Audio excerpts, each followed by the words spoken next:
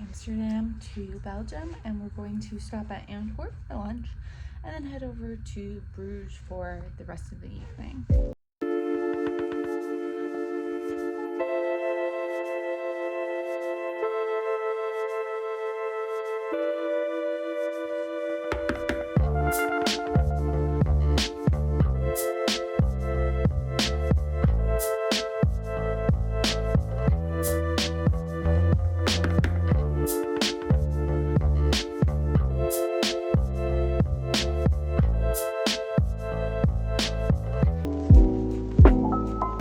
Just arrived to Bruges and we did a walking tour of the city, and now we're headed to dinner.